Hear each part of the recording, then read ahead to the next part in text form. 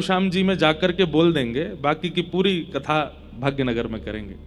तो एक दिन समय निकाल करके गए और संभवतः उस दिन भी ऐसी ही बारिश हो रही थी जैसी आज यहां हो रही है।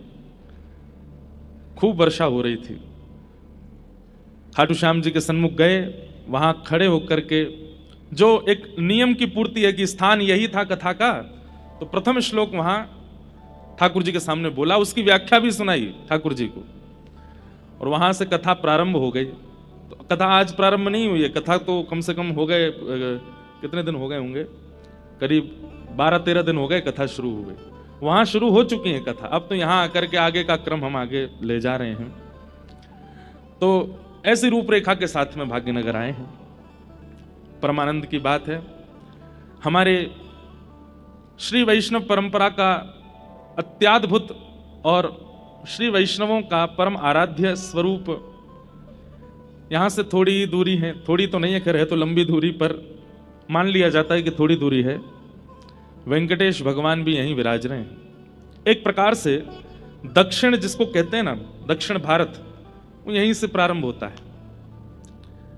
उत्पन्ना द्रविड़ेशाहम वृद्धिम कर्णाटके गताम क्वचित क्वचिन महाराष्ट्र गुर्जरे जीर्णताम गता।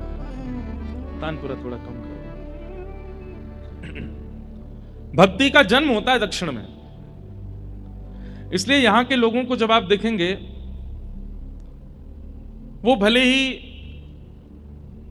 यहां के गुंडा भी तिलक लगाते हैं अब हमने असली गुंडा तो नहीं देखे हैं, पिक्चरों में ही देखे हैं जो यहां के जो थोड़े दूसरे पक्ष के लोग हैं, वो भी लुंगी पहनते हैं, धोती पहनते हैं, सिर पर तिलक लगाते हैं, कुछ करें चाहे नहीं करें, पर एक बार भस्म लगा के ही निकलेंगे घर से। माताओं को आप देखिए, भले ही वो भोजनशाला में घर में कुछ भी बनाती हों, पर सुबह अपने घर के बाहर रंगोली काढ़ेंगी, स्नान ध्यान करने के बाद सिर पे गजरा पहनेंगी। चाहे कितनी भी अत्याद्भुत आधुनिक व्यक्ति क्यों ना हो, विवाह में धोती ही पहनेगा, तिलक जरूर लगाएगा। इसका तात्पर्य क्या है? सूना माथा नहीं दिखता दक्षिण में, क्योंकि भक्ति का जन्म हुआ। भले ही लोगों का भोजन बिगड़ गया होगा, भले ही लोगों के व्यवहार बिगड़ गए होंगे, लेकिन कहीं ना कहीं आचरण अभी भी शुद्ध है यहां लोगों का। इसलिए हमारी भागवत जी में स्वयं भक्ति महारानी नारद जी से कहती है, मेरा जन्म दक्षिण में हुआ, दक्षिण भारत में हुआ, भक्ति का प्रादुर्भाव हुआ है। हम आपसे कोई अतिशयोक्ति में नहीं बोल रहे हैं इस बात को, यह वास्तविकता है कि भारत के किसी भी कोने में आप जाकर के अगर भक्ति की साधना को प्रकट करना चाहेंगे, तो जितना ज्यादा समय लगेगा उसका 50% और कम कर दिया जाए, घटा दिया जाए, उतनी जल्दी भक्ति का प्रादुर्भाव यहां हो सकता है, क्योंकि यह जन्म स्थान है भक्ति का।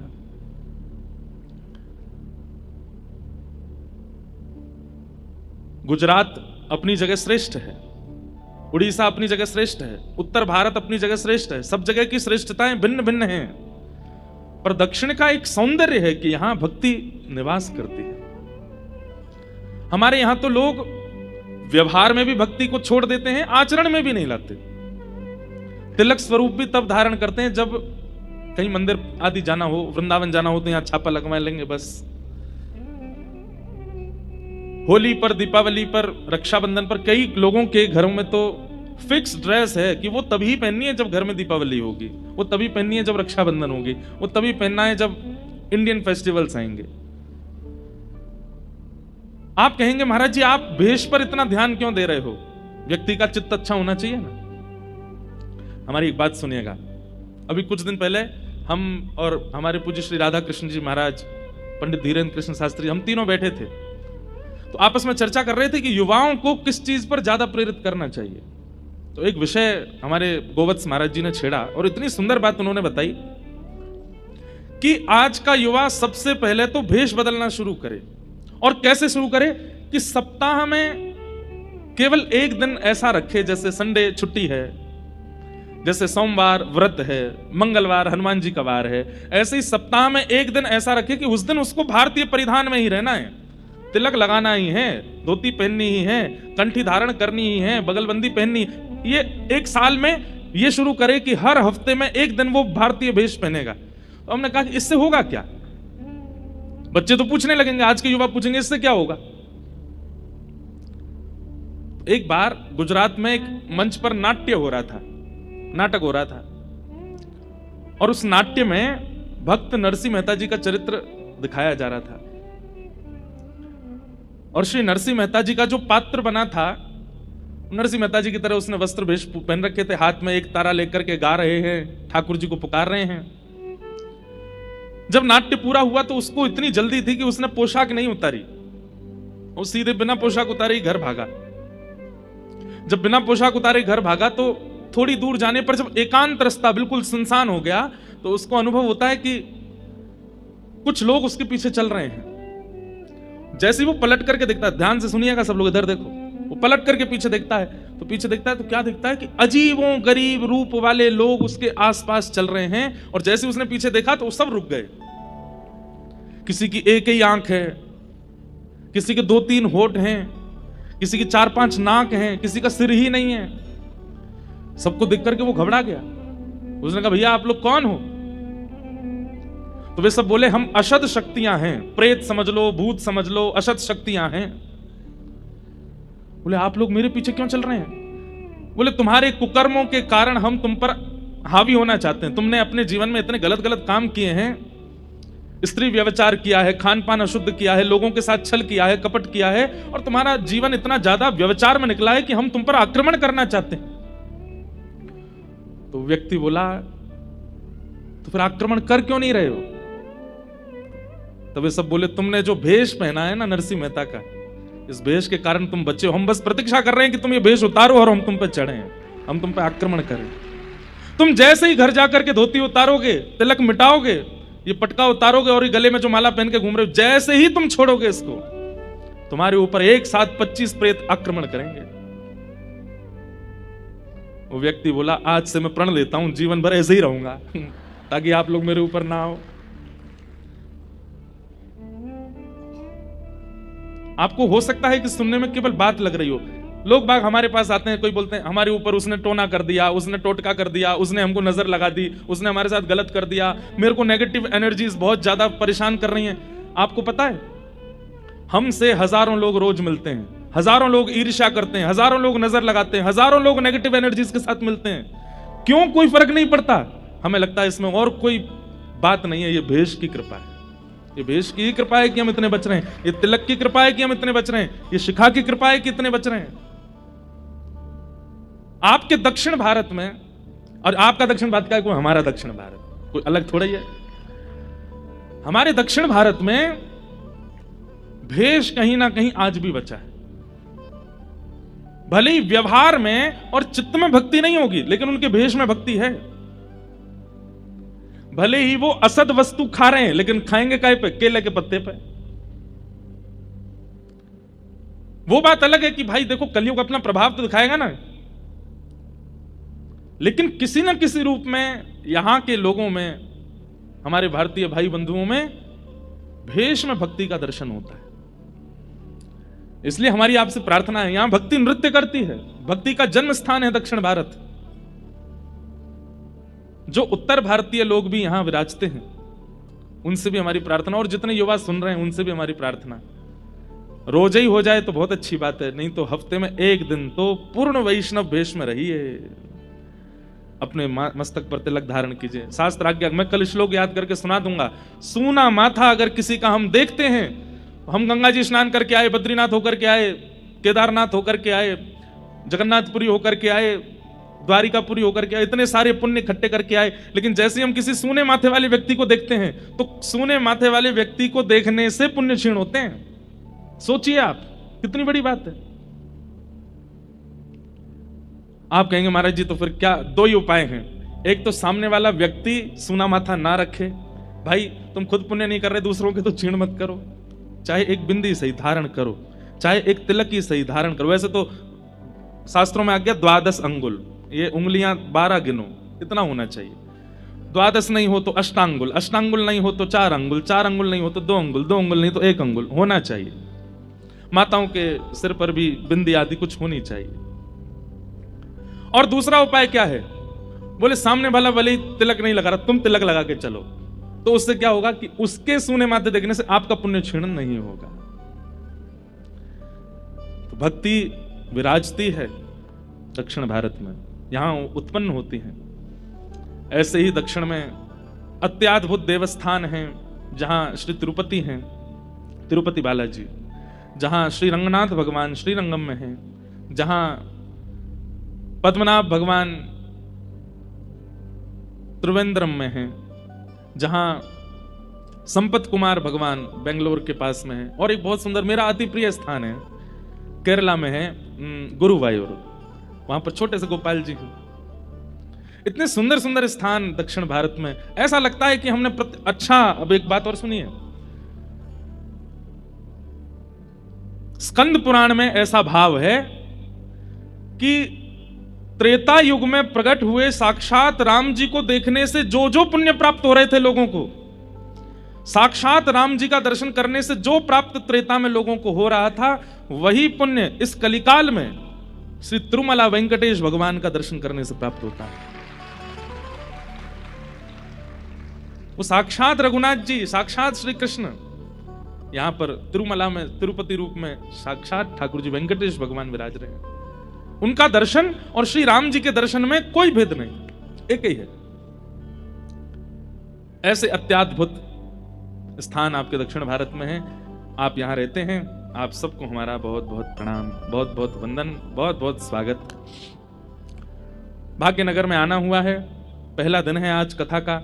हम तो समय से आ गए थे, पर हमको लोगों ने रोका, बोल अभी नहीं जाना, थोड़े और रुको, व्यवस्था चल रही है, मंच बनना है, इसलिए हम थोड़े विलंब से आए। और हम रुके भी बहुत दूर हैं यहाँ से, 30-40 मिनट तो हमको आने में ही लगे, नहीं तो समय से ही आने का भाव है। जगह भी बहुत, शहर से बहुत दूर जाकर के स्थान है, लेकिन यही अच्छा है। अनधिकारी नहीं आएंगे, अधिकारी ही आएंगे, जिनको बहुत ही चाव होगा ना। भाई देखो, कहीं का डोसा प्रसिद्ध होता है, कहीं की इडली प्रसिद्ध होती है, कहीं का बड़ा पाव प्रसिद्ध होता है। जिसकी जीभ में चट्टपना होता है वो पहुंच ही जाता है, खाने के लिए वहां उपस्थित हो ही जाता है। अब आपके घर के भारी बड़ा पाव है तो आप साल में एक ही बार खाते होंगे, या 2-2 साल तक खाते ही नहीं होंगे, लेकिन दूर होता है तो फिर जाते भी हैं। तो ऐसे ही जिनके चित्त में निश्चित ही श्री प्रियालाल जी के दिव्य लीला को सुनने का अत्यंत चाव होगा, वो कैसे भी आ जाएंगे, बस पकड़ के आएंगे, ऑटो पकड़ के आएंगे, बाइक से भग के आएंगे, रेनकोट पहन के आएंगे, आ ही जाएंगे। और उनमें से आप सब लोग हैं, इसलिए आप सब लोगों को बहुत बहुत प्रणाम। मैं तो पहले जगह मैंने कि भाई इतना दूर शहर से, लेकिन फिर मन में आया कि नहीं, चलो अधिकारियों की, अब अधिकारियों के दर्शन होंगे।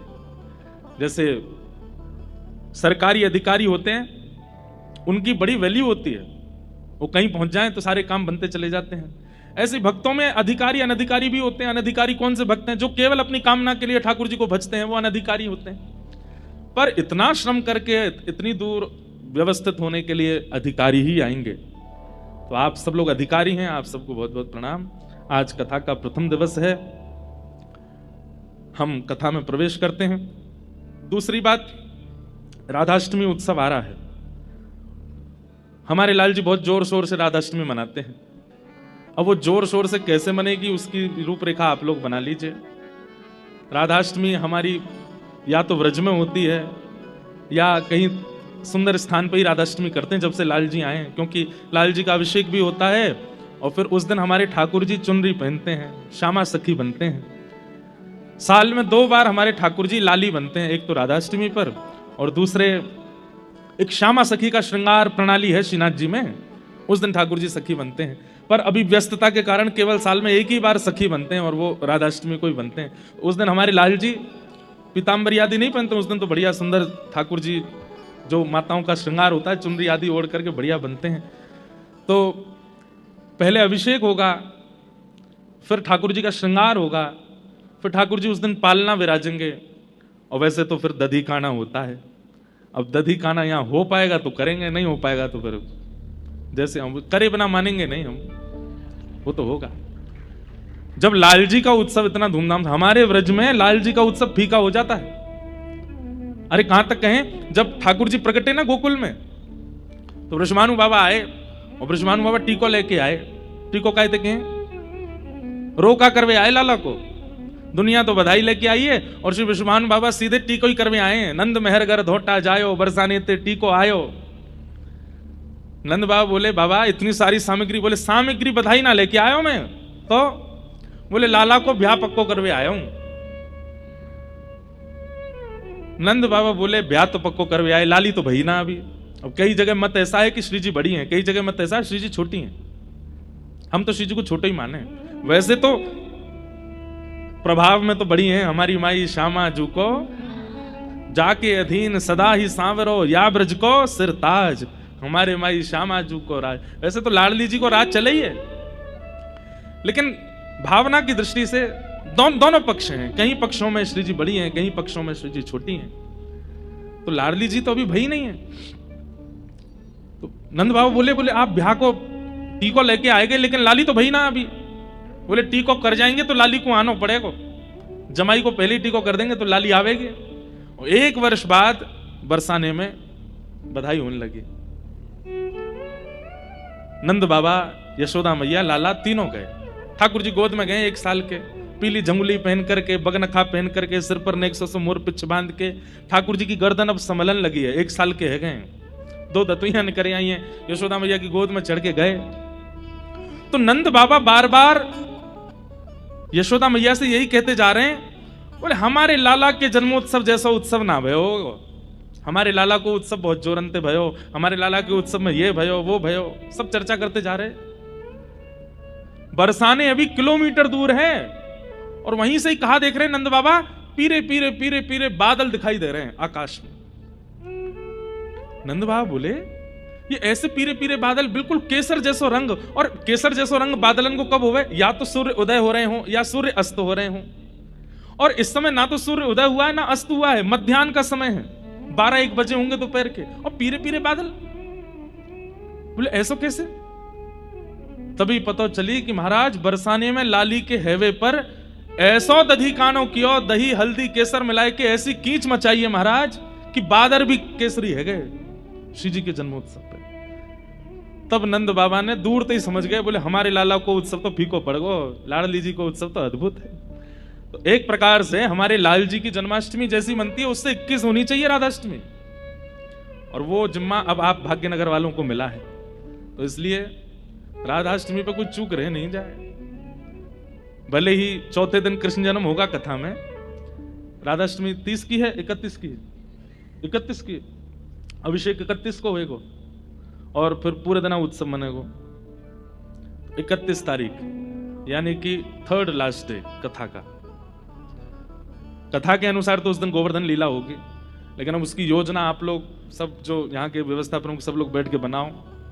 हमारे लाल जी आनंदित है जाए कि भाई भाग्यनगर में राधाष्टमी में सुख है गयो, आनंद है गयो। तो ऐसी भावना है।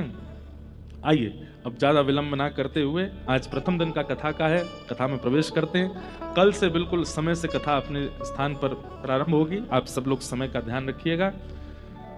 बोलो वृंदावन बिहारी लाल की सच्चिदानंद रूपा। उद्देश्य यदि है तो भागवत सुनने का अधिकार पूर्ण होगा, प्राप्त होगा।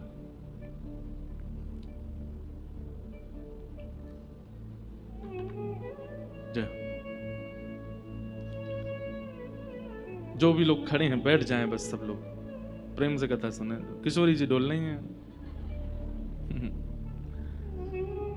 उद्देश्य पवित्र होना चाहिए। एक बात हमारी बहुत ध्यान से सुनिएगा, जीवन में आप कोई भी पढ़ाई कर लीजिए, कोई भी जॉब कर लीजिए, कोई भी बिजनेस चालू कर दीजिए, चाहे भक्ति मार्ग में आ जाइए, सेवा मार्ग में आ जाइए, आपका उद्देश्य यदि पवित्र है तो आपकी पूरी क्रिया पवित्र हो जाएगी। आपकी पूरी क्रिया में अपवित्रता ही तब आ जाती है जब आपका उद्देश्य पवित्र नहीं होता, लक्ष्य पवित्र नहीं होता। हम कथा कर रहे हैं, कथा करने के पीछे उद्देश्य क्या है? अगर उद्देश्य दक्षिणा है, अगर उद्देश्य पॉपुलैरिटी है, अगर उद्देश्य बहुत भीड़ इकट्ठा करना है, तो कथा से परिवर्तन नहीं हो पाएगा, चाहे हम कितना भी कहते रहें। आप श्याम बाबा का कीर्तन करते हैं, पर कीर्तन करने के पीछे उद्देश्य यदि पवित्र नहीं है तो आपके संगीत में, आपके भाव में, आपके भजनों में सार नहीं लगेगा।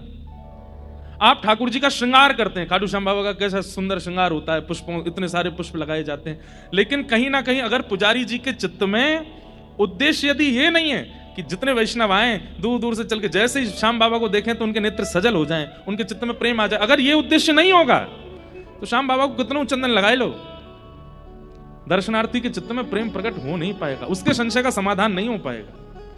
आपका उद्देश्य पवित्र होना चाहिए, आपकी क्रिया पूरी पवित्र हो जाएगी। व्यक्ति की क्रिया अपवित्र कब होती है? जब उसका उद्देश्य ही विचित्र होता है। पढ़ाई क्यों कर रहे हैं? पैसा कमा करके उसको दिखाना है मुझे, उसने ऐसा कह कैसे दिया मुझसे, उसने मेरे सामने ऐसे मेरे पिताजी को ऐसा बोल कैसे दिया, उसको करके दिखाना है। आप पा तो लेंगे उस स्थान को कि जहां आप उसको दिखा सको, लेकिन बहुत दिन तक टिक नहीं पाओगे। भगवान श्री कृष्ण पांडवों का संग केवल इसलिए करते हैं क्योंकि युद्ध के पीछे उनके चित्त में खून करना नहीं है, युद्ध के पीछे उनके चित्त में किसी का वंश उजाड़ना नहीं है, अपने अधिकार को प्राप्त करना, अपने पिता का जो राज्य था वह लेना, यह उद्देश्य है। और कौरवों का उद्देश्य क्या है? भले ही उनके पास भीष्म पितामह है, भले ही उनके पास द्रोणाचार्य है, भले ही उनके पास एक से एक अद्भुत योद्धा हैं, पर उद्देश्य खराब है। क्या? इन पांडवों को कैसे भी नष्ट करो, इनके यहां पर भृगु ऋषि को भेज दो, इनको लाक्षा भवन में जला करके नष्ट कर दो, इनको 14 वर्ष का वनवास करा दो और उसमें ऐसा कर दो, ऐसा कर दो। उद्देश्य पवित्र नहीं है, इसलिए ठाकुर जी ने कौरवों का संग नहीं किया। क्रिया चाहे छोटी हो, कर्म चाहे छोटा हो चाहे बड़ा हो, उद्देश्य पवित्र रखिएगा, ठाकुर जी आपके साथ खड़े हो जाएंगे आकर के। कहीं ना कहीं हमारा उद्देश्य पवित्र होता है। कथा के पीछे उद्देश्य, कई लोग कई बार कथा कराते हैं ना, उनके पीछे कई लोगों का उद्देश्य बहुत विचित्र होता है। हमारा नाम हो जाएगा कि हमने कथा कराई, हमारा नाम हो जाएगा हमने उनको बुलाया, हमारा नाम हो जाएगा कि ऐसी कथा कराई। अगर इस उद्देश्य से कथा कराते हैं ना, कथा का कोई रूप उनको प्राप्त नहीं होता। कई नेताजी लोग भी कथा कराते हैं, वो कब कराते हैं? जब वोट का समय आता है ना उनका, जब इलेक्शन का समय आएगा तब कथा कराएंगे। बीच बीच में महाराज जी हमारा नाम लेकर के बोल दिया करना, बहुत अच्छे हैं। कथा का उद्देश्य ही परिवर्तित। अब वो कथा भक्ति जागृत कैसे कर सकती है जिसको वोट मांगने के लिए कथा करानी है? अभी तो खैर हमें ऐसी कथा नहीं आती, अब पहले बहुत आती थी, तब करनी भी पड़ती थी मजबूर में। पर मैं जाते जाते बोल ही देता था कि उद्देश्य पवित्र नहीं है तो फिर कथा भी पूरी सुन लेंगे तो भक्ति जागृत नहीं होगी। कई लोग इसलिए कथा कराते थे कि हमारे घर में संतान नहीं है, संतान हो जाए। कई लोग इसलिए कथा कराते, बेटा का ब्याह नहीं हो रहा है इसलिए हो जाए, व्यापार चल जाए। उद्देश्य कहीं संसार रख लिया कथा के पीछे तो आप बहुत बड़े भाव से वंचित हो जाओगे। आज हम पहले ही आपको सावधान कर रहे हैं, उद्देश्य केवल ये रखिएगा, श्याम सुंदर सदा हमको प्यारे रहें, हम उन्हीं के रहें, वो हमारे। गाइए, श्याम सुंदर। ताली मत बजाओ, बस गाओ। हमको प्यारे रहे, हम उन्हीं के रहे, वो हमारे। कितनी अच्छी आवाज है आपकी, खुद को भी नहीं सुनाई दे रही होगी। ऐसे उद्देश्य होगा। अरे गाइए, जितनी तेज लड़ाई करते हो घर में उतनी तेज कीर्तन करो। चल रही थी जयपुर में, वहां भी मैंने स्मरण किया था हमारे गिरिराज जी में पंडित श्री गया प्रसाद जी महाराज हमारी हर कथा सुनते हैं सामने बैठ के। आपकी गोद में प्रियालाल जी खेलते थे इसी कलिकाल में, आज से 30-40 साल पहले। आपसे किसी ने आके कही, बोले लाला बहुत खेल है, ठाकुर जी बहुत पीड़ा देते हैं, ठाकुर जी बहुत जीवन में उथल पुथल मचाते हैं, कभी मेरे काम रुकवा दें, कभी मेरे पैसा खर्च करवा दें, कभी मेरी मैया बीमार कर दें, कभी मेरी पत्नी को उठाए दें, ठाकुर जी बहुत खेले। तो पंडित जी महाराज क्या बोले, लाला शिकायत मत करे, बल्कि ठाकुर जी से प्रार्थना कर, जितना चाहो खेल लो, लेकिन खिलौना में ही रहना चाहिए, खिलौना नहीं बदलना। खिलौने का क्या स्वरूप है? बालक जितना उसकी रुचि होती है ना उतना उसको संभालता है। जैसे डॉल्स के साथ छोटी छोटी बच्चियां खेलती हैं, उनको सुलाएंगी, बाल काटेंगी, कपड़े पहनाएंगी, उनको कभी खाना बनाएंगी, कभी उनकी शादी कर देती हैं, कभी कुछ। किसी दिन मन आता है तो नार मड़ोड़ के फेंक देती हैं। लेकिन वही फिर जब उसको बाद में लगता है कि आज गुस्से में मैंने, फिर वही जाती है, फिर नार लाके फिर लगा देती है। तू बुरा नहीं मानना, हाँ आज गुस्सा आ गया था। ठाकुर जी भी ऐसे ही करते हैं। लेकिन मान लो कि आपने गुड्डे की नार मरोड़ दी और गुड्डा आपसे नाराज होकर के और आपको ही अपशब्द कहने लगा, दोबारा उस गुड्डे के पास नहीं जाओगे। हम लोग यही करते हैं। ठाकुर जी खेल क्या लेते हैं हमारे साथ में, हम शिकायतें शुरू कर देते हैं।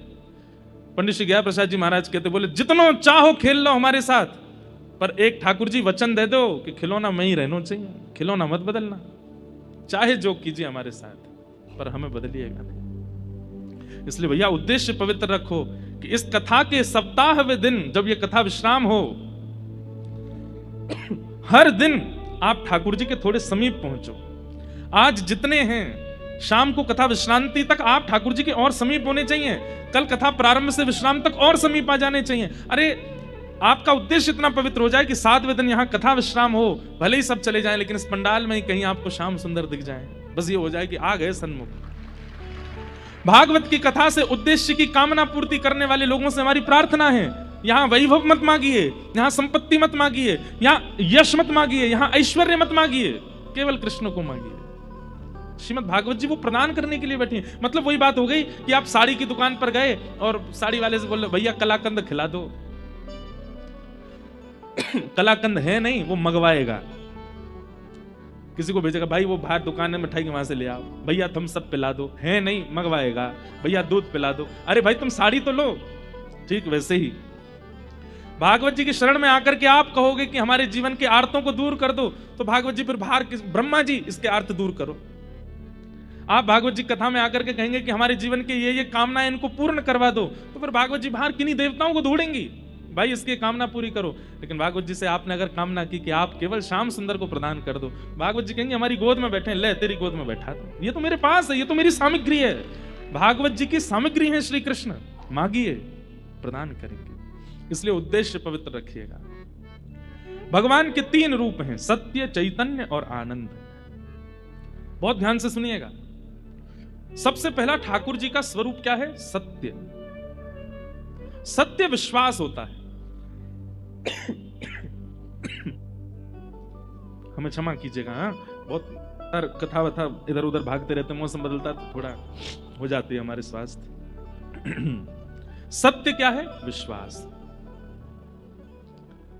ठाकुर जी के प्रति विश्वास रखिए कि यही सत्य हैं। सांचो एक राधा रमण, झूठो सब संसार, बाकी सब झूठे हैं, केवल यही सत्य हैं।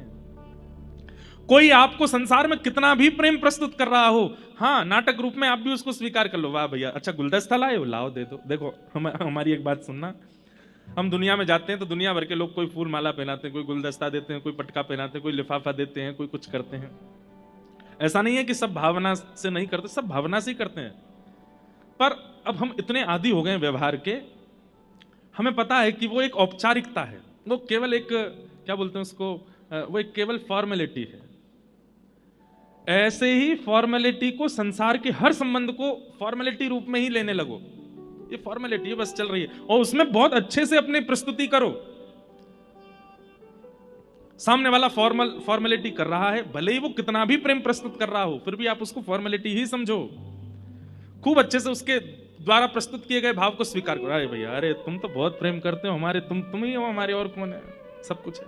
पर जब ठाकुर जी के सामने जाओ तो हाथ जोड़ के कहो, नाथ ये सब व्यवहार कर रहे हैं, फॉर्मेलिटी कर रहे हैं, वास्तविकता तो आप देते हैं। सच्चे तो केवल आप हैं, बाकी सब तो केवल व्यवहार मात्र कर रहे हैं। मां कहती है मेरा बेटा आंखों का तारा, वही बेटा अगर जॉब छोड़ करके घर में बैठ जाए, मां मैंने रिजाइन दे दिया, क्यों? तू ही तो कहती थी कि तेरे बिना मन नहीं लगता, तू बहुत बाहर रहता, घर रहे। अब मां सुबह शाम आलू के परांठे बनाओ, घर ही रहूंगा मैं, कुछ नहीं करना। वैसे तो मां का वात्सल्य अति अद्भुत होता है, पर फिर भी 2-4 महीने बाद मां के मन में भी आएगा कुछ करा धरा तो कर, पूरे दिन मांगता रहता है आलू का पराठा। संसार बड़ा नश्वर है बंधुओं। लोगों को जब ये बात अनुभव हो जाती है ना कि आपसे उनका कोई क्रिया भाव नहीं है, वो अपने व्यवहार को छोड़ने लगते हैं, दूर करने लगते हैं। पर ठाकुर जी से प्रेम स्वच्छ क्यों है? क्योंकि आपसे ठाकुर जी का कोई काम नहीं बनने वाला, पर वो फिर भी आपके संग रहते हैं। आप जो पवाते हैं पाते हैं, जैसे पहनाते हैं पहनते हैं, जहां ले जाते हो वहां जाते हैं।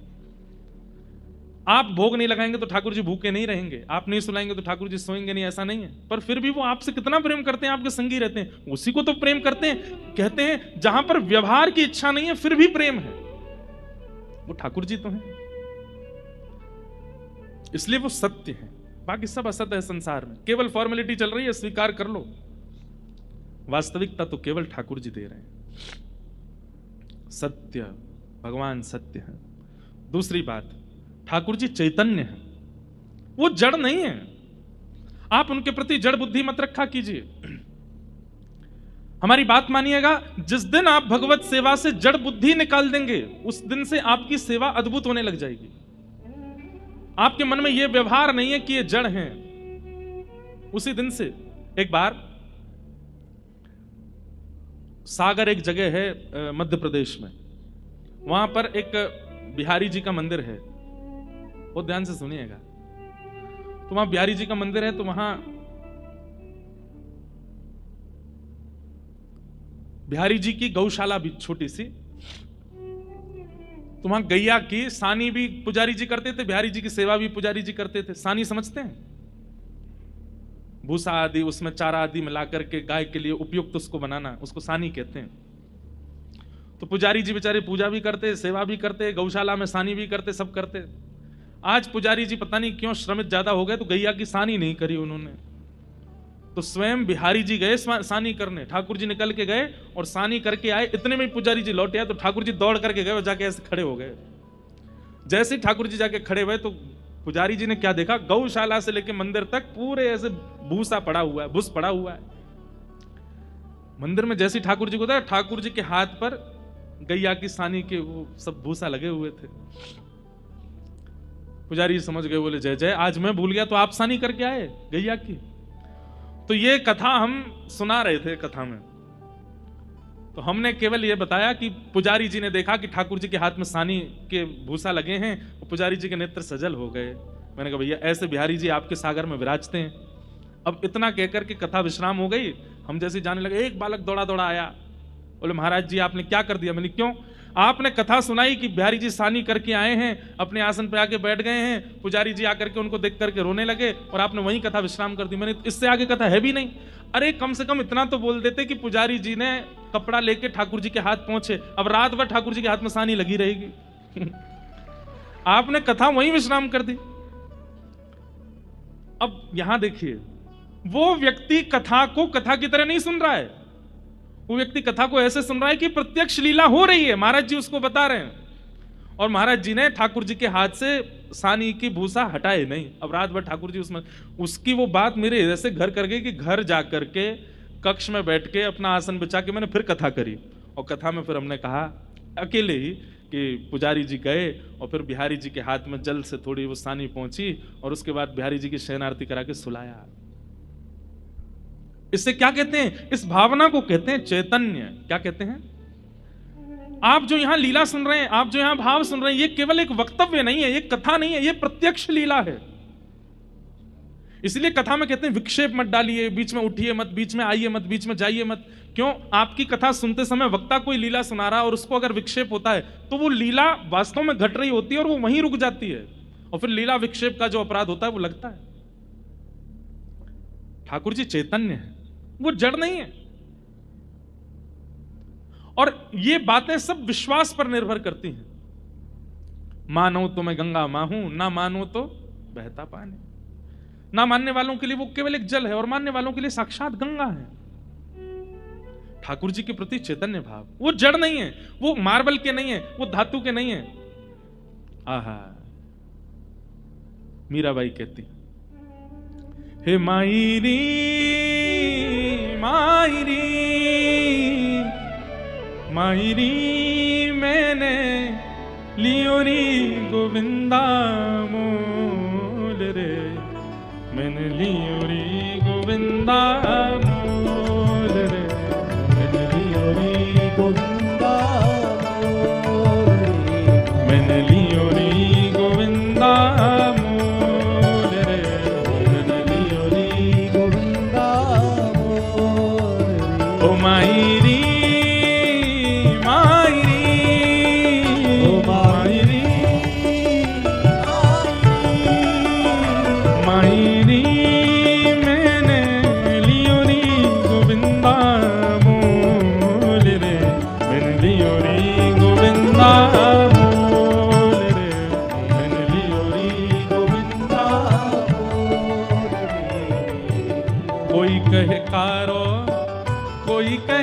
गोरो, कोई कहे कारो। कोई कहे गोरो। हम तेलुगु में गा रहे हैं क्या? आपको समझ नहीं आ रही है? भाषा तो भैया ये सब आप, और बल्कि यहाँ तो अधिकतर लोग मारवाड़ के हैं, आपको तो गाना चाहिए। मीराबाई सा का पद है। आप सब अधिकतर हैदराबाद में रहने वाले अधिकतर लोग तो उनकी निकासी तो राजस्थान से ही है। बाई सा का पद तो आपको भाव से गाना चाहिए। मीराबाई कहती हैं ठाकुर जी धातु नहीं है, ठाकुर जी कोई पदार्थ नहीं है, ठाकुर जी कोई वस्तु नहीं है। इसलिए कोई कहे कि भाई संगमरमर के ठाकुर जी हमारे, उसको तुरंत कहना बोले भैया ये शब्द मत बोलो। अगर ठाकुर जी संगमरमर के हैं, कई लोग कहते हैं आपके ठाकुर जी तो ब्लैक मार्बल के हैं ना। मैंने कहा हाँ, जैसे तुम्हारी पत्नी जो हार्ड मांस की है, जैसे तुम्हारी रक्त धातु की है, वैसे हमारे। कितना अनुचित लगता है सुनने में कि अरे आप हार्ड मांस के कैसे बोल सकते हो, ठाकुर जी को आप मार्बल का कैसे बोल सकते हो, ठाकुर जी को आप अष्ट धातु का कैसे बोल सकते हो। वो चैतन्य है, उनके प्रति धातु बुद्धि मत रखिए। और उनके प्रति यदि धातु बुद्धि रखते हो तो फिर आपको ये चलते फिरते कंकाल इधर आ, ओ चलते फिरते मांसपेशियां, कहां जा रहा है भाई? जब ठाकुर जी को आप धातु मानते हो तो फिर हम भी तो धातु हैं। ये ऐसे ही नहीं आते हैं, ये प्रेम के कारण आते हैं, प्रेम के वशीभूत होकर के आपके पास आते हैं। मीरा के प्रभु गिरधर नागर, ये तो पूर्व जन्म को मेल रे, मैंने लियो री गोविंदा मोल। मीराबाई किसी रूप में स्वीकार कर ही नहीं सकती हैं कि ठाकुर जी पाषाण हैं, ठाकुर जी मूर्ति हैं, ठाकुर जी खाते नहीं हैं, ठाकुर जी बोलते नहीं हैं, ठाकुर जी ऐसे नहीं। सब करते हैं मीराबाई के साथ, क्योंकि वो उनको चैतन्य मानती। गोस्वामी तुलसीदास जी महाराज मानस जी को चैतन्य मानते हैं, वेदव्यास जी महाराज भागवत जी को चैतन्य मानते हैं। और मानते शब्द से कहीं ना कहीं विरोध हो जाता है। चैतन्य हैं, चैतन्य बुद्धि रखनी पड़ेगी। आप बरसाने गए, वृंदावन गए, नंदगांव गए, लेकिन जैसे गए वैसे ही आ गए, कोई फर्क नहीं पड़ा। इसका मतलब आप उनको चैतन्य मान के देख के नहीं आए हो, आप उनको जड़ मान करके ही दर्शन करके आए हो। अगर चैतन्य बुद्धि रख ली होगी तो वहां जाकर के कुछ अनुभव ना हो, ऐसा हो नहीं सकता। भगवान का दूसरा स्वरूप क्या है? चैतन्य। और सत्य और चैतन्य, इन दो बुद्धियों को जो अपने चित्त में व्यवस्थित कर लेता है, उसको ठाकुर जी फिर तीसरे रूप का आस्वादन कराते हैं, आनंद। सच्चिदानंद रूपाय, सत्य, चैतन्य और आनंद।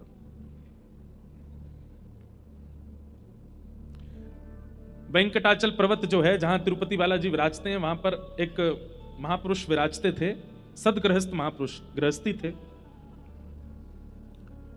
उनका नाम था श्री अनंताचार्य जी महाराज। और जब वे वेंकटेश भगवान का दर्शन करने के लिए गए बहुत वर्षों पूर्व, तो वहां उनके चित्त में एक भावना प्रकट हुई कि इतनी गर्मी है यहां पर, और ये पर्वत पर ठाकुर जी इतनी गर्मी में विराजते हैं। एक ठाकुर जी के सुख के लिए यहां पुष्करणी होनी चाहिए, पुष्करणी तालाब, जलाशय हो, जिसमें ठाकुर जी कभी नौका विहार कर लें, कभी जल क्रीड़ा कर लें, आनंद करें। इसलिए हमारे वैष्णवों में भी नियम है कि जब जेठ का महीना आता है तो सब लोग अपने अपने घरों में भी ठाकुर जी के आगे एक टब जैसा रखते हैं, उसमें खूब पानी, उसमें गुलाब जल आदि रखेंगे, उसमें कमल आदि रख देते हैं, फुब्बारा लगा देते हैं आर्टिफिशियल, ठाकुर जी को जल का सुख हो। उसी को श्री वैष्णव परंपरा में पुष्करणी कहते हैं। विश्व में जहां कहीं भी मंदिर है, ठाकुर जी की पुष्करणी जरूर सिद्ध होती है। हमारे वृंदावन में राधा वल्लभ जी और बिहारी जी में जाओगे तो वहां तो श्रोता ही वो दर्शनार्थी भीगते रहते हैं, ऊपर फुब्बारे चलते रहते हैं ठाकुर जी के आगे। तो श्री अनंताचार्य जी महाराज के चित्त में आया कि ठाकुर जी के लिए एक जलाशय होना चाहिए।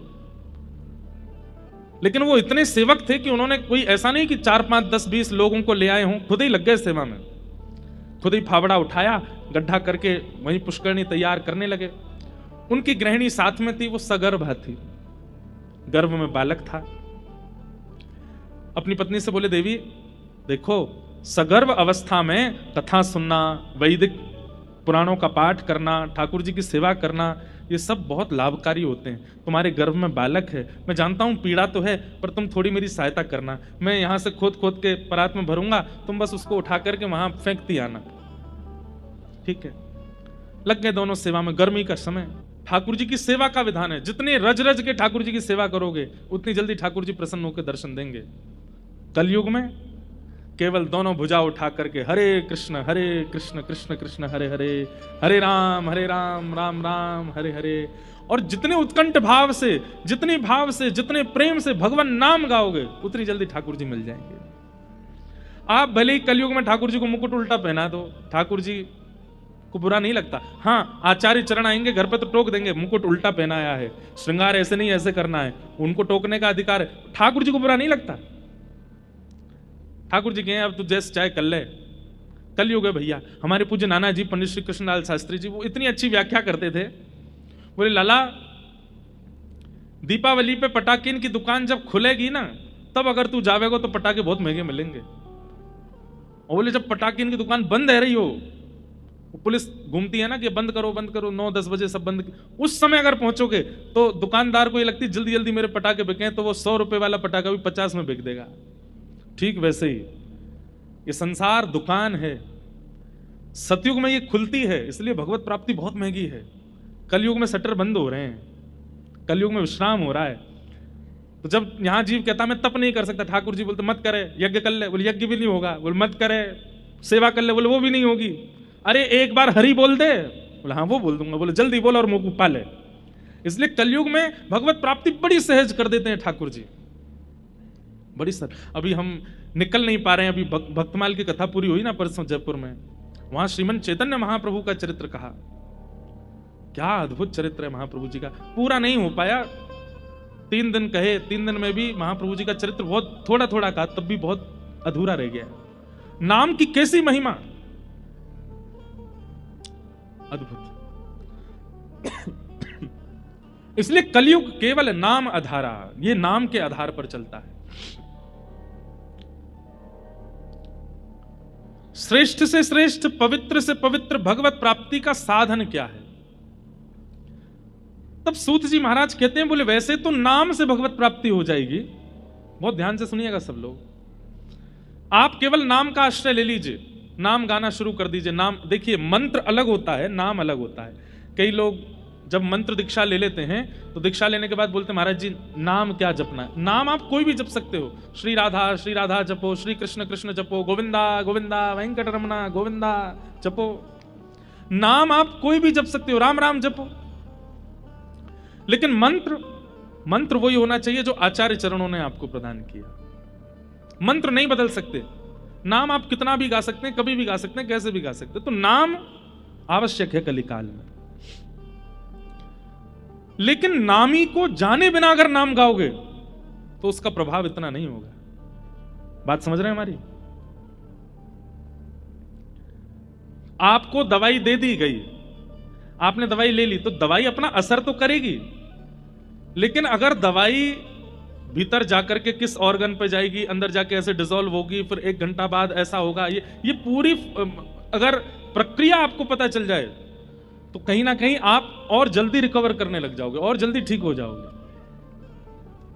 ठीक वैसे ही नाम औषधि है, लेकिन जब तक नामी को नहीं जानेंगे तब तक नाम का प्रभाव द्रुत गति से, तीव्रता से प्रकट नहीं हो पाएगा। कलयुग में नाम से ही सिद्धि मिलेगी, लेकिन जब तक नामी को नहीं जानोगे तब तक सिद्धि मिलना, सिद्धि क्या है कलयुग में? भगवत प्राप्ति। और नामी को जानने के लिए कथा का आश्रय लेना पड़ेगा।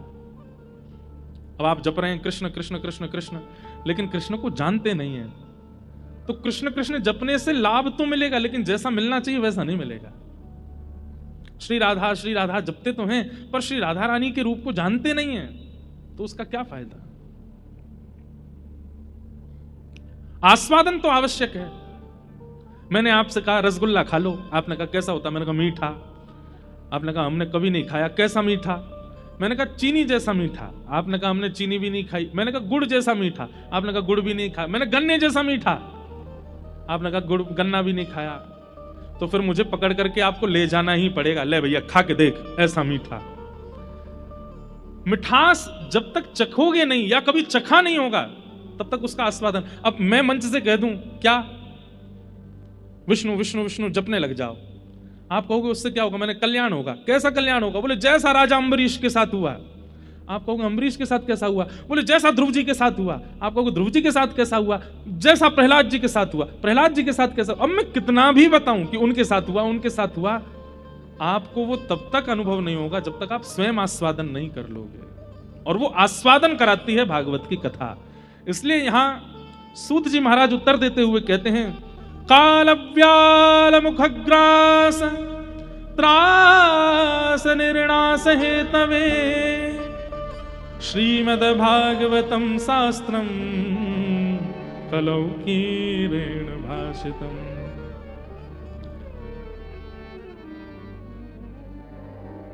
काल रूपी व्याल के मुख में, व्याल कहते हैं सर्प को, हम आप सब लोग बैठे हैं, जब हंस अकेला उड़ जाएगा खाली पिंजरा पड़ा रह जाएगा। हम सबकी स्थिति कैसी है? हम सबके अंदर एक हंस बैठा है जिसका नाम है आत्मा, और ये शरीर क्या है? ये पिंजरा है। इस पिंजरे की शोभा तब तक है जब तक वो हंस अंदर बैठा है।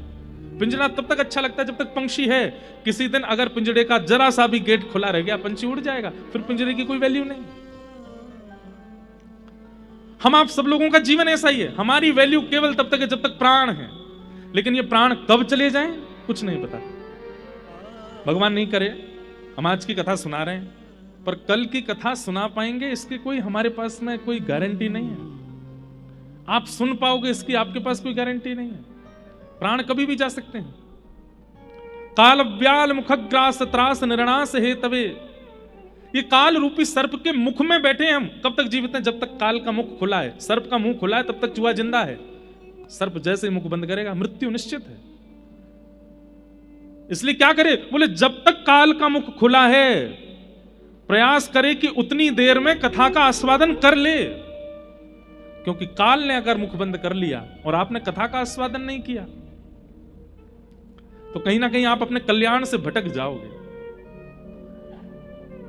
एक बात हमारी बहुत याद से सुनिएगा, मैं और आप इस संसार में भले ही कितने उद्देश्य लेके आए हों, धन कमाना है, ऐश्वर्य कमाना है, नाम कमाना है, प्रॉपर्टी बनानी, फैक्ट्री बनानी, जो भी है, पर मूल बात यह है कि हम इंसान बन के इसलिए आए कि दोबारा हमें आना ना पड़े इस पृथ्वी पर।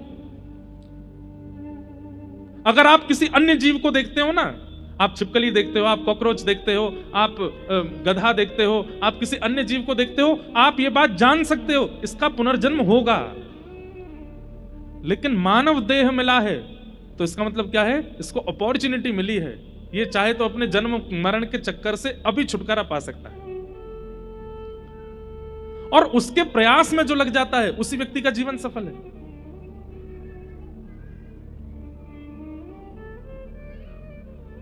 इसलिए भैया भागवत का आश्रय ले लो। काल आवे, मृत्यु आवे, उससे पहले पहले भागवत जी का आस्वादन करते हुए जीवन में जो जो वक्ता बताते हैं उनको अपने जीवन में इंप्लीमेंट करना शुरू कर दो, लाना शुरू कर दो, उसी से कल्याण हो जाएगा। और नाम का आश्रय ले लो। श्रीमद् भागवतम शास्त्रम कलौ कीरेण भाषितम। इस कलिकाल में भगवत प्राप्ति का श्रेष्ठ से श्रेष्ठ, पवित्र से पवित्र यदि कोई साधन है तो वो साधन भागवत की कथा है। हम कहां तक कहें, 7 दिन भी बहुत दूर की बात है, 2 घंटे, 1 घंटा, 10 मिनट कथा सुनकर के मैंने देखा है लोगों को परिवर्तित होते हुए। महाव्यसनी अपनी माता जी को छोड़ने आए थे कथा में, मां ने कह दिया 10 मिनट बैठ के चला जा, कथा तो चल रही है। 10 मिनट बैठे, 7 दिन की कथा निकल गई, जीवन बदल गया। उर्दू पुंड लगाते हैं, नित्य वृंदावन जाते हैं, हर महीने वृंदावन परिक्रमा करते हैं, ऐसा जीवन। ये बदलने की सामर्थ्य भगवत लीला में है, भागवत की कथा। इसलिए सूत जी महाराज कह रहे हैं श्रेष्ठ से श्रेष्ठ, पवित्र से पवित्र इस कलिकाल में भगवत प्राप्ति का साधन भागवत की कथा है, उसका आस्वादन करो। सौनकादि ऋषि कहने लगे महाराज ये भागवत की कथा सबसे पहले किसने किसको सुनाई, कृपा करके हमें बताओ।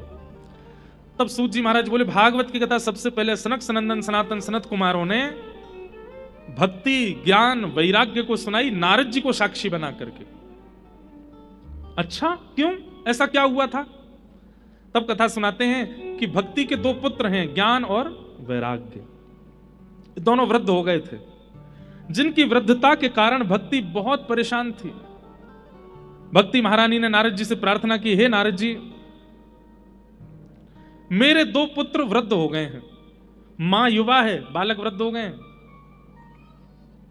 यही भक्ति महारानी कहती हैं कि मेरा जन्म दक्षिण में हुआ। उत्पन्ना द्रविड़ेशाहम वृद्धिम कर्नाटके गताम क्वचित क्वचिन महाराष्ट्र गुर्जरे जीर्णताम गतः। लेकिन वृंदावन पुनः प्राप्य नवीने विश्वरूपिणी। पूरे भारत में भ्रमण करते हुए जब मैं वृंदावन आई तो वृंदावन आकर के मैं युवा हो गई। यहां भक्ति नाचती है वृंदावन में, लेकिन मेरे दोनों बालक ज्ञान और वैराग्य ये वृद्ध ही हैं। क्यों? क्योंकि लोगों में भक्ति तो है पर ज्ञान और वैराग्य नहीं है। आपके घर पे हम आते हैं, आप लोग तिलक लगाते हो, अक्षत लगाते हो, कई माताएं आरती करती हैं। उनसे पूछा जाए क्यों कर रहे हैं? स्वागत है महाराज जी, स्वागत। नहीं, उसके पीछे कारण है।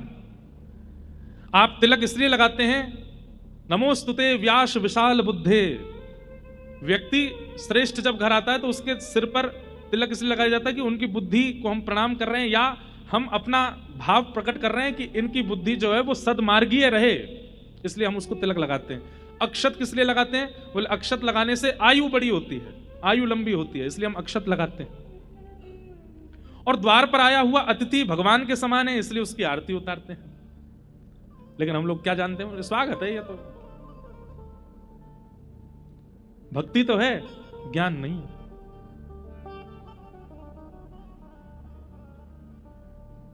अष्ट सिद्ध नवनित के दाता असवर दीन जानकी माता, राम रसायन तुमरे पासा सदा रहो रघुपति के दासा। तुमरे भजन राम को पावे जन्म जन्म के। सबको याद है पर अर्थ नहीं पता होगा, ज्ञान नहीं, भक्ति है। हमारे पंडित जी महाराज जब नाना सुगंध पुष्पानी यथा कालोद्भवानि च पुष्पांजलिर्मया दत्त ग्रहण परमेश्वर सब बोलते हैं साथ में, पर उसका अर्थ नहीं पता। मंदिर जाएंगे, पापो हम पाप कर्मा हम पापात्मा पाप संभव त्राहि माम पुंडरीकाक्ष सर्व पाप हरो हरि, लेकिन अर्थ नहीं जानते। बच्चों से छोटे छोटे, बुरा नहीं मानना अगर कोई ऐसे बैठे हो तो, हम घर जाते हैं लोगों के यहाँ, अब तो नहीं जाना, अब जाना बंद कर दिया, पहले जाते थे तो छोटे छोटे बच्चे, महाराज जी को गायत्री मंत्र सुनाओ। गायत्री बोलने का, इस प्रकार सुनाने का, बच्चों को रटाने का अधिकार नहीं है। जब तक आपका यज्ञोपवीत संस्कार नहीं हो जाता, जब तक कोई आचार्य चरण आपका यज्ञोपवीत करा करके आपके कान में गायत्री नहीं बोल देंगे, तब तक आप गायत्री का उच्चारण नहीं कर सकते। नहीं तो गायत्री का प्रभाव उल्टा पड़ेगा। नहीं जानते, हम मंच पे माइक पे नहीं बोल सकते। लोग सुबह सुबह योगा करते हैं पार्क में, और उस समय वॉल्यूम तेज करके वो चल रहा होता है, तत्सवितुर्वरेण्यम, उसमें हाँ जोर जोर से हंस रहे हैं, गायत्री चल रही है। ज्ञान नहीं है, हम जानते ही नहीं है। शंकर जी पर दूध क्यों चढ़ाया जाता है, पंचामृत क्यों चढ़ाई जाती है, हमें पता नहीं है, बस चढ़ा रहे हैं। उसका तात्पर्य क्या है? और अब एक नई चीज हो गई है, आजकल सोशल मीडिया का जमाना आ गया है, तो इतना ज्ञान दिए जा रहे हैं सब लोग, इतना ज्ञान दिए जा रहे हैं कि महाराज बस पूछो ही मत। जगन्नाथ जी के हृदय में द्वारिकाधीश जी का दिल धड़क रहा है, बहता हुआ आ गया था समुद्र से। अब क्या हो रहा है? ज्ञान भी अनुचित ज्ञान प्राप्त हो रहा है, वो और ज्यादा घातक है, और यही घोर कलयुग की तरफ हमको ले जाएगा, जब ज्ञान गलत रूप में प्राप्त होने लग जाएगा। सोशल मीडिया पर आप देखेंगे बड़े बड़े मोटिवेशनल स्पीकर्स, उनके करोड़ों में फैन फॉलोइंग है। हमारे शंकराचार्य भगवान के हजार लाख, जो मूल ज्ञान दे रहे हैं उनको कोई फॉलो नहीं कर रहा है। जो आचार्य चरण हैं उनकी है। तो हम लोगों में भक्ति तो है पर ज्ञान नहीं। आप कहेंगे महाराज जी ज्ञान की जरूरत क्या है? ठीक है, मतलब कोई माता जी हैं और उनके दो छोटे छोटे बच्चे हैं, अब माता जी को तो आप सहर्ष स्वागत करके पुष्प हमारा प्रवेश नहीं है। उन मां के तुम चरण भी धोगे ना तो भी वो प्रसन्न नहीं होंगे, क्योंकि उनके बालक बाहर खड़े हैं। भक्ति के पुत्र हैं ज्ञान और वैराग्य। ये नहीं कहते हैं कि ज्ञान की अतिशयुक्ति हो, वैराग्य की अतिशयुक्ति हो, पर इतना तो हो कि सब पता हो कि हम जो क्रिया करते हैं उसका भाव क्या है। ज्ञान सद और असद की स्थिति को ज्ञान कहते हैं। सही क्या है, गलत क्या है, ये जान लेना ये भी ज्ञान नहीं है, ये जान करके इंप्लीमेंट करना ये ज्ञान है। हाथ में मांस लेकर के खाने वाला व्यक्ति वो नहीं जानता कि यह गलत है, उसको पता है, लेकिन वो फिर भी खाता है। हम सब जानते हैं कि क्या गलत है क्या सही है, पर फिर भी हम करते हैं क्योंकि वो इंप्लीमेंट नहीं हो पा रहा। इसीलिए भक्ति हमको लाभ नहीं देती। रामानुजाचार्य जी महाराज आचार्य चरण एक बार अष्टाक्षर मंत्र बोलते हैं और शंख चक्र गदा पद्मधारी ठाकुर जी प्रत्यक्ष प्रकट हो जाते हैं। यहां जीवन निकल गया अष्टाक्षर बोलते बोलते, आज तक ठाकुर जी का अनुभव नहीं हुआ। क्यों? क्योंकि ज्ञान और वैराग्य नहीं है। श्रीमद वल्लभाचार्य जी के पुत्र गुसाई श्री विठलनाथ जी महाराज जैसे श्रीनाथ जी के सन्मुख जाते हैं, श्रीनाथ जी उनकी गोद में बैठ जाते हैं। हम पूरे दिन सेवा करते रहते, ठाकुर जी ब्लिंक भी नहीं करते कभी। क्यों? ज्ञान और वैराग्य नहीं है, भक्ति तो है। इसलिए हमारी प्रार्थना है भक्ति के साथ उनके पुत्रों को भी जीवन में स्थान प्रदान कीजिए। स्वस्तिक सबको आता है बनाना, लेकिन उसका अर्थ कोई नहीं जानता। स्वस्तिक का कारण क्या है? स्वस्ति यानी कल्याण, क माने करने वाला। उसकी चारों दिशाएं और चारों भाग पर जो उसके स्वरूप बनते हैं, मुख बनते हैं, वो समान होने चाहिए। छोटा बड़ा नहीं बना सकते आप, वो समान हो। और चारों भावों में बिंदी लगा करके उसको बनाते हैं और फिर उनके छोड़ को आदि आदि छोड़ देते हैं। मतलब हमारा सर्वांगीण रूप से जो कल्याण करे उसको स्वस्तिक कहते हैं। नहीं जानते। तिलक के भी अपने अपने रूप होते हैं। हमने श्री वैष्णव तिलक लगाया, बीच में श्री हैं यानी कि लक्ष्मी, श्री हैं यानी कि श्री किशोरी जी। ये दो श्वेत हैं, दोनों तरफ ठाकुर जी के चरणारविंद और मध्य में नीचे आसन है। आसन पर श्री और ठाकुर जी के चरणारविंद विराजमान है। रामानंदी परंपरा में वहां पर उनका रूप अलग है, वल्लभ कुल परंपरा में रूप अलग है। सब जगह के अपने अपने भाव है। अब डिजाइनिंग होने लगी है, ये डिजाइन हो गई है। अब ये तिलक नहीं रह गए हैं, डिजाइन बना के चलेंगे सिर पे। भक्ति तो है पर ज्ञान नहीं है हमें। ज्ञान का मतलब बहुत नॉलेज होना नहीं होता। मैं हर कथा में कहता हूं, रावण को हमसे ज्यादा नॉलेज थी, बहुत नॉलेज थी उसको। ज्ञान का मतलब होता है विवेक होना। एक लीला सुनाए। हमारे श्री वैष्णव परंपरा में दक्षिण भारत में एक आचार्य चरण हुए श्री यामुनाचार्य जी महाराज। अभी रामानुजाचार्य जी का चरित्र भी था भक्तमाल जी में, तो अभी वही सुगंधी चल रही है ना बार बार, इसलिए बार बार वो स्मरण में आ रहे हैं। तो श्री यामुनाचार्य जी अपनी युवावस्था में एक राजा ने उनको शास्त्रार्थ के लिए बुलाया।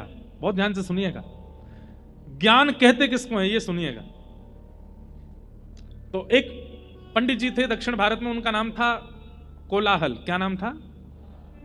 तो कोलाहल पंडित जी क्या करते थे, इतने ज्ञानी थे, इतने ज्ञानी थे, वो सबको हराते घूमते थे। उनके सामने कोई मिल जाता, इधर आओ मुझसे शास्त्रार्थ करो। और सामने वाला जब हार जाता था तो उससे कहते, अब एक पत्र पे लिखो मैं कोलाहल पंडित जी से हार गया, आज के बाद ये मुझे जब भी मिलेंगे मैं इनको दंडवत प्रणाम करूंगा, कुछ दक्षिणा दूंगा। सब ब्राह्मणों से यही करवाते। तो एक राजा थे दक्षिण भारत में, चोल देश के राजा थे संभवतः, उनका नाम था पांडे। उनको इसमें बड़ा आनंद आता था कि एक हारे और एक जीते। वो ऐसी सभाएं करते रहते थे शास्त्रार्थ की। तो उन्होंने कोलाहल पंडित जी को परमानेंट रख लिया अपने राज्य में। बोले मैं ढूंढ ढूंढ करके विद्वानों को लाऊंगा, आप सबको हराते जाओ और मेरे देश का नाम रोशन करते जाओ। कोलाहल पंडित जी सबको हराते थे। तभी किसी ने नाम प्रस्ताव किया, बोले कि यामुनाचार्य जी हैं, उनको बुलाओ। तो यामुनाचार्य जी के लिए पालकी भेजी गई। पालकी में बैठ करके यामुनाचार्य जी आए, सामने कोलाहल पंडित जी बैठे, इधर यामुनाचार्य जी बैठे। तो बहुत ज्यादा गुण होना भी अच्छा नहीं होता। एक बात हमारी लिख लीजिएगा, कहीं अगर जगह मिले तो आपको लिखने की, थोड़ा सा अपूर्ण रहना चाहिए। बहुत योग्य और बहुत पूर्णता नहीं होनी चाहिए जीवन में। घड़े में थोड़ा पानी कम होगा, बोतल में थोड़ा पानी कम होगा तो खोलने पर छलकेगा नहीं। ऐसे कई लोगों को लगता है कि हम सर्वांगीण रूप से ऑलराउंडर बन जाएं, ये भी कर लें, वो भी कर लें, ये भी आ जाए, वो भी आ जाए, ये भी आ जाए और परिपूर्ण आ जाए। नहीं, थोड़ा अपूर्ण रहने दीजिए अपने आप को। थोड़ा ज्ञान में भी अपूर्ण रहो, थोड़ा भक्ति में भी अपूर्ण रहो, थोड़ा वैराग्य में भी अपूर्ण रहो, थोड़ा खाने पीने में भी पेट को अपूर्ण रखो। अपूर्णता आवश्यक है, क्योंकि जो पूर्ण होता है ना उसका छलकने लग जाता है। तो कोलाहल पंडित जी पूर्ण थे, यामुनाचार्य जी शांत बैठे थे। तो कोलाहल पंडित जी, देखना तुम जो कहोगे उसी पर मैं तुमको हरा दूंगा और ये करूंगा वो करूंगा। राजा ने कहा आज किस विषय पर शास्त्रार्थ होगा? तो कोलाहल पंडित जी बोले ये यामुनाचार्य जी का शांत सा मुखड़ा देख करके मुझे लगता है बड़े बड़े विषय पर तो ये हार जाएंगे मुझसे, इनकी आवाज ही नहीं निकल रही है। तो एक बड़ा सामान्य सा विषय रखते हैं। बोले क्या? ये जो कुछ भी कहेंगे मैं उसका खंडन करूंगा। मतलब आपने कहा ऊपर पर्दे का रंग है सफेद, तो अब मेरा काम है कि मैं कैसे भी खंडन करूंगा, नहीं ये सफेद नहीं है, और मुझे ये सिद्ध करना पड़ेगा कि ये सफेद नहीं है। इसको कहते हैं खंडन शास्त्र।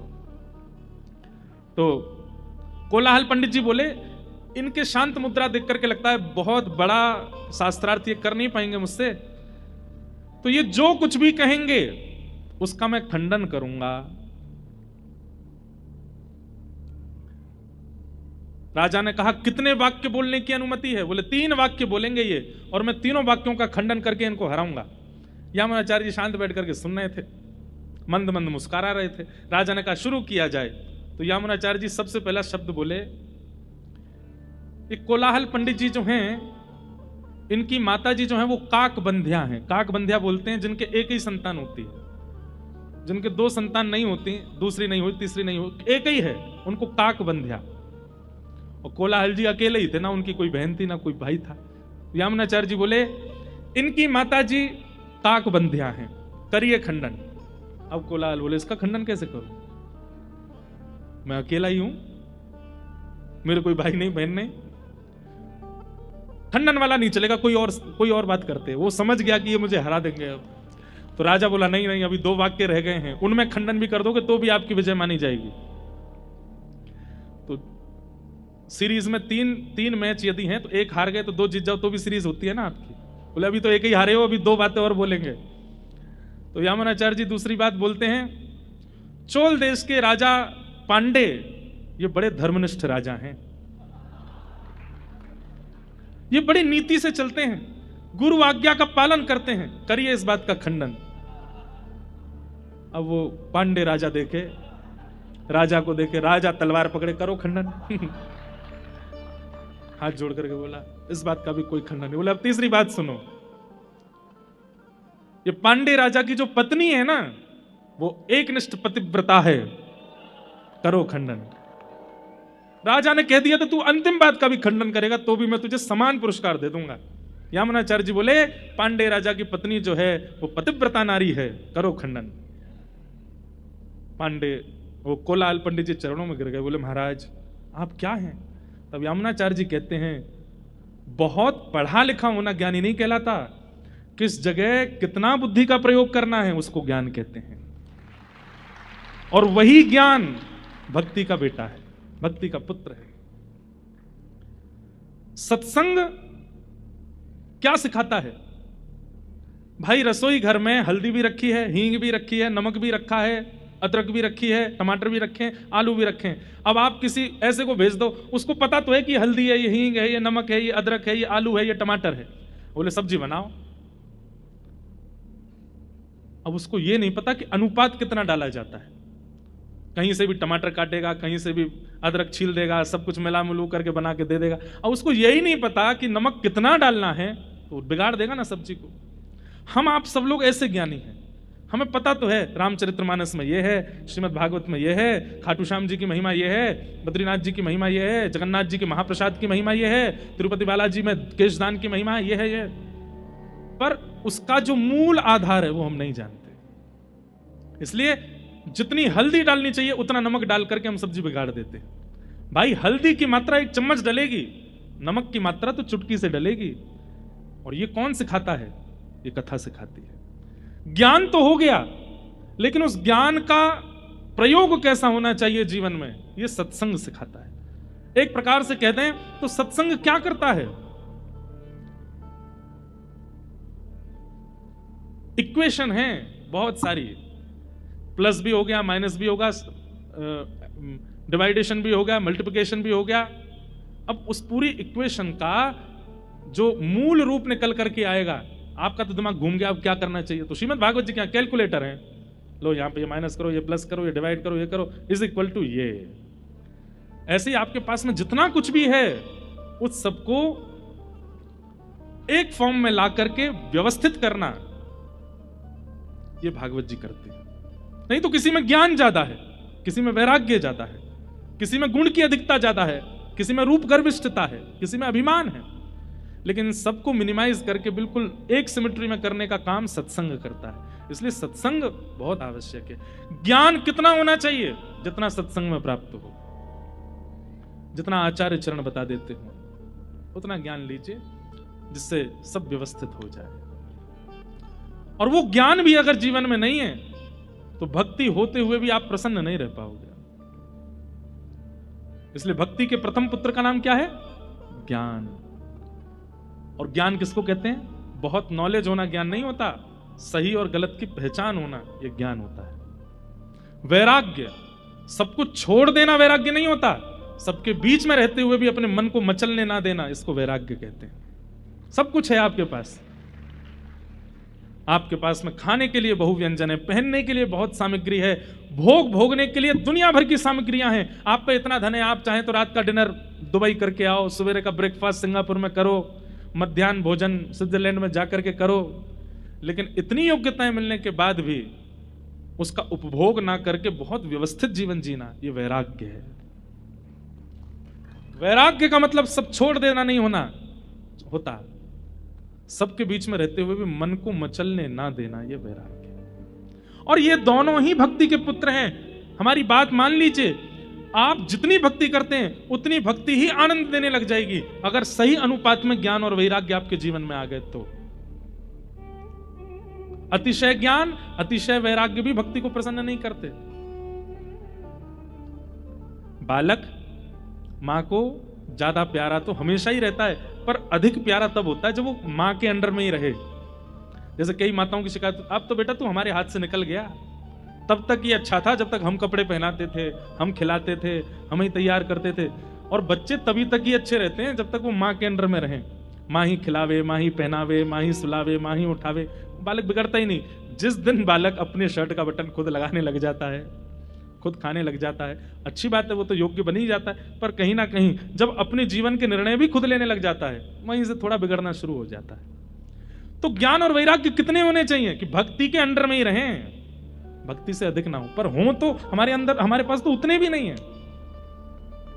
भक्ति प्रसन्न तभी होती है जब ज्ञान वैराग्य हो। नारद जी महाराज से कहा कि महाराज मेरे पुत्रों को युवा कीजिए।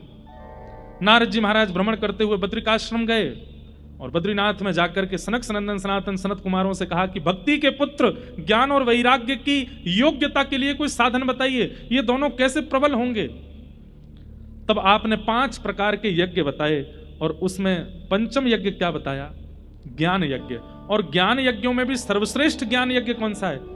कि सत्कर्म सूचको नूनम ज्ञान यज्ञ स्मृतो बुधैः श्रीमद्भागवतालाप